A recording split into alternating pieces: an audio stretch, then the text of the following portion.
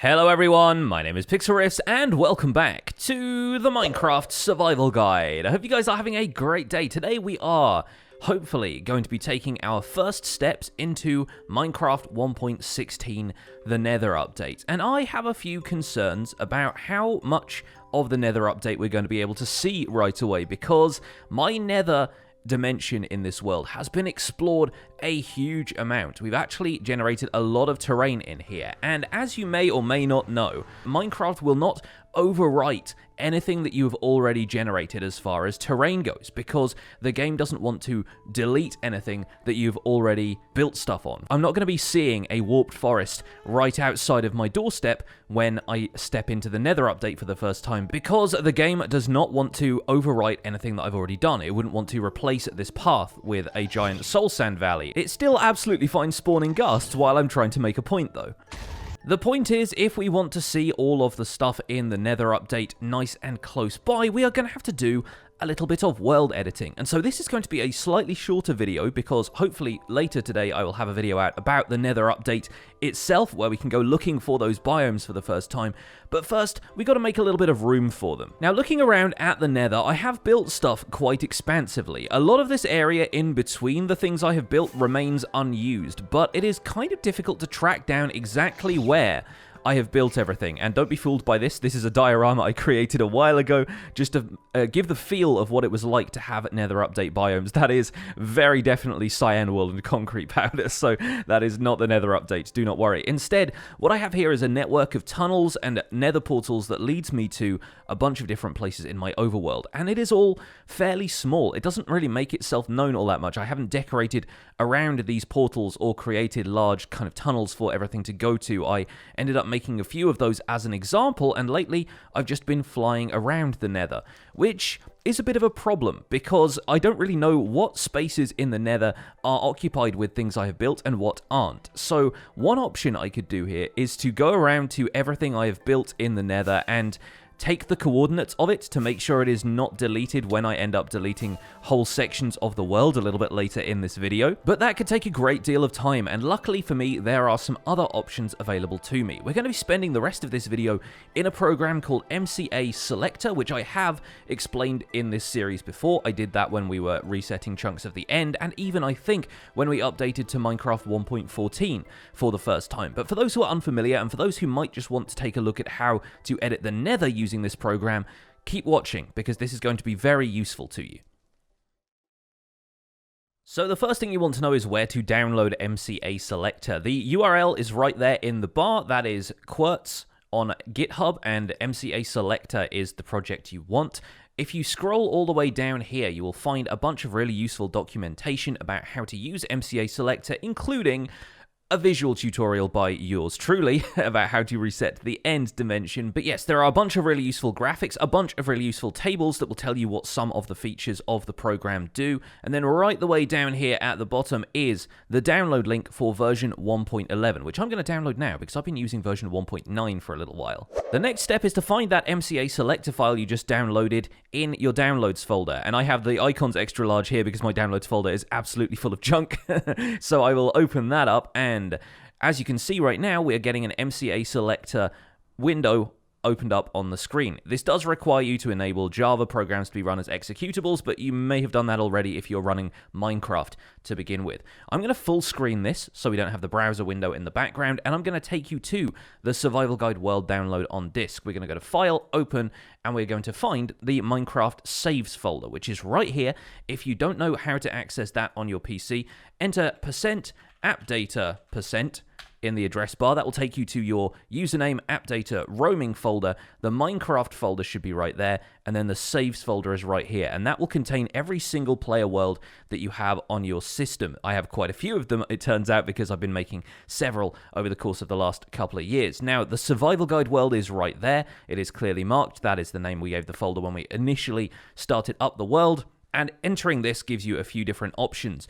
If you want to edit the overworld, you open this region folder here. And if I select this folder, it loads up an overview of the overworld. And this version actually shows topography, which is really exciting. I had not seen this version of MCASelector yet. It actually shows some height variation. That's very, very cool. So what you're looking at here is basically like a Minecraft map, more or less, or the overviews that you would get in a program like Amidst, for example. You will end up with a top-down overview of your Minecraft world. And as you can see, I've explored quite a lot, so it might be worth trimming this down at some point in future. However, I know that a certain portion of this is stuff that I have explored for the sake of creating a map at my castle, so I will probably leave it for the time being. The world download that I aim to publish later today is going to be a lot more trimmed down than this, let me tell you. So up here, for example, in the top left-hand side there, coming into view when this loads up, that is my mountain project looking a little snowy up there. Anyway, this is the top-down view of the overworld, which is quite easy to manage because a lot of the stuff you have built in the overworld is probably going to be on the surface. Like here, for example, my entire town of Founders Forge is visible on this map because there is empty sky above all of that. Basically, anything that is built on the surface is visible. The Nether is not like that, and I'm going to go into why as we open up the file required to edit the Nether. You've got a couple of different folders in here titled dim. Dim -1 is the Nether. Think of it as like -1 being below 0. If 0 is the overworld, the Nether is -1. It is below the overworld. That's the way I remember it anyway. So we open up that dim 1 folder, we open up region, we hit select folder, and that should load up the Nether. If it loads up the Nether in the middle of a map you've already loaded, all you need to do is click view clear cache, and that should hopefully refresh the view you get. And so right here we are looking at the Nether. I'm using the scroll wheel to scroll in and out, by the way, and you can see a couple of really cool things on this. For example, that right there is our zombie pigman gold farm, and the rainbow streak you see going off into the distance is the piston bolt track that I've been working on to get myself back from this area here where the portal exists to the mountain project, and you can see a few of the little ice railways and stuff that I've been making to get from place to place. There is my biome diorama right there in the center. So the clever thing that is happening here is that MCASelector is choosing basically any unusual blocks, any player-placed blocks in the world, and is trying to render them on the top layer of this top-down overview map. Because the Nether is a cavern, this entire thing would probably be represented as a bedrock roof, were it not for the fact that we have a bunch of layers removed here so that you can see what is built underneath, which is a very, very clever thing. Right here we have my Wither skeleton farm, the initial one that you just run up and down. Over here we have the other Wither skeleton farm I was building, and you can see quite how much terrain I still have left to clear around this thing, which is why I have not done more work on that project. But that's not what we're here to do. We are here to try and trim down as much of the unnecessary sections of the Nether as possible. And to do that, I'm going to use one of MCASelector's filters. It has a really useful set of filters which will allow us to select chunks which follow certain parameters. Let me delete all of these categories here, and the one we are going to be using today is inhabited time. And inhabited time basically tracks how long players have spent in a specific chunk, and it's going to select chunks that meet that criteria depending on what we set in these next couple of boxes.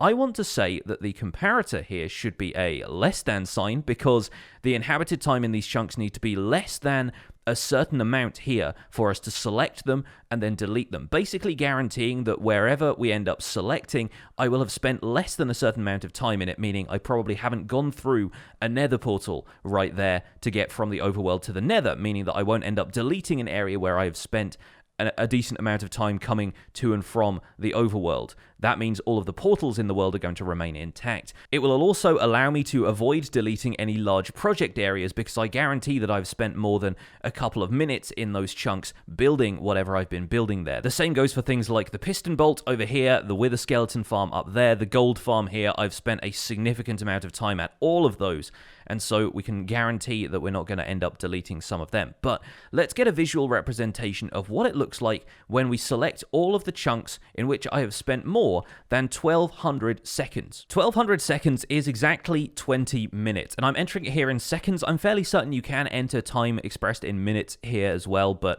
I think working with seconds makes the most sense. It's the most granular approach that we can take here. So I'm going to hit OK, and you'll see MCASelector starts to select a bunch of regions, in fact, like in some cases, entire regions of the Nether, which are superfluous, which are no longer something that we will need in the world because we have not spent a great deal of time there.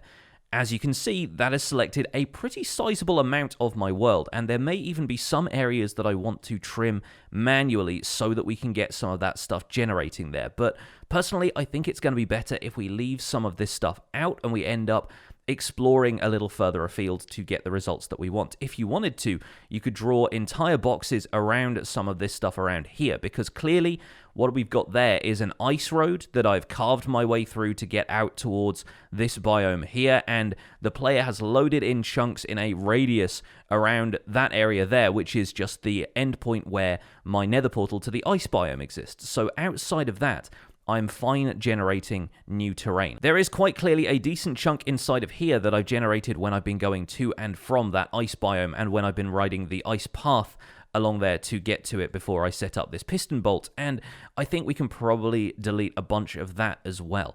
The problem here is that this is going to create a lot of weird borders with the new terrain and the old terrain. If some new terrain decides to generate here, it will still follow the same terrain generation algorithm. It will still generate the landscapes in the same place, but they may be populated with different biomes when we come to explore the world. So with that in mind, I'm considering doing a video later in this series about smoothing out the borders between old biomes and new biomes, doing a little bit of terraforming just to give the place a little bit more of an organic feel, like it's all generated a certain way. I think I'm going to leave this patch out here for now, so that when we update the world to the Nether update at long last, we are going to be searching outside of this overall area in search of these biomes. Now, the last thing I want to make sure is that we have the full tunnel to this area down here. You can kind of see right there, there's a straight line that runs through that. That is the tunnel that I dug a while ago to take me to the last project that got this far down in the world, was the jungle and swamp village that we built right after the 1.14 update came out, when I was looking for a way to experiment with some of those villages. And as you can see, a large chunk of that has been cut out because all I do is fly through that tunnel, which doesn't take me 20 minutes. So I think in this area, we're going to have to right-click and drag an area around that. It would obviously be like right on the border between two chunks, because apparently that's just how I do. So that should go all the way up to about there, yes, where there's an intersection, and I'll make sure that area of the tunnel is not selected as well. We should get new terrain all around that, but I guess we can probably end up removing a few of these chunks as well, or maybe a couple of those chunks. I do have a nether portal around here somewhere, but I can't exactly tell where from this overview and map, so I think we're going to leave that as it is for now. As you can see, though, we're deleting a large portion of the nether terrain around here, meaning when we go outside of this area, which from here to there is 16 chunks, that is one full region of the world, so that's 128 by 128. Once we get outside of that boundary where the orange is, that's where we're going to start encountering new terrain. Now comes the scary part, and the part where I will remind you that before you need to do any of this, take a backup of your world. You can do that very easily from the world selection screen. All you need to do is click on the world, click edit, and then click make backup, and the game will back it up for you. Alternatively, go back to the saves folder that I showed you earlier and right click on it, turn it into a zip file. After that, you should be absolutely fine. With your backup made, once you have made this selection in MCASelector, you are going to click on the selection toolbar here, and you are going to click delete selected chunks, at which point it will give you a warning that you're about to delete a large amount of chunks from your world, probably. Naturally, I'm absolutely fine with that. That is the entire point of this exercise, and so I'm going to click OK, and we are good. There you go. It has deleted all of the regions of the world, aside from this lollipop down here, which has the nether portal out to the Swungle village, and an area up here, which I'm entirely uncertain what I have done in this region. It may be that that was the place I accidentally teleported to when I enderpearled into a nether portal that one time, but aside from that, I'm not sure what this project is here. Apparently, I've spent more than 20 minutes there, though, so I have a feeling I will probably need to go back there and see what's up. But as you can see, that's left the rest of the stuff I have built in the Nether relatively intact, and we could go a lot more fine-tuned with this. I could end up deleting large sections of the terrain around here as long as I am confident that I know what is there. But now when I go back into the world, instead of there being massive holes of the void here like you would expect there to be once you've deleted this terrain, Minecraft is going to regenerate the chunks that were in that area. It's not going to leave large gaps where terrain was before. It is going to reproduce whatever terrain was there. And once we have done that in the Nether update itself, it's going to create new Nether terrain there, which means the new biomes, which means new mobs, new materials, and new stuff to find. It's all very exciting, and I'm really, really looking forward to the Nether update. Hopefully, it will be out later today, and I'll be able to make a video for you guys where we explore outside of the regions of the Nether and find those biomes for the first time. But for now, that is going to be it from me. Thank you so much for watching this episode of the Minecraft Survival Guide. My name has been Pixlriffs. Please don't forget to leave a like on this episode if you enjoyed it. Subscribe if you want to see more, and I'll see you guys soon. Take care. Bye for now.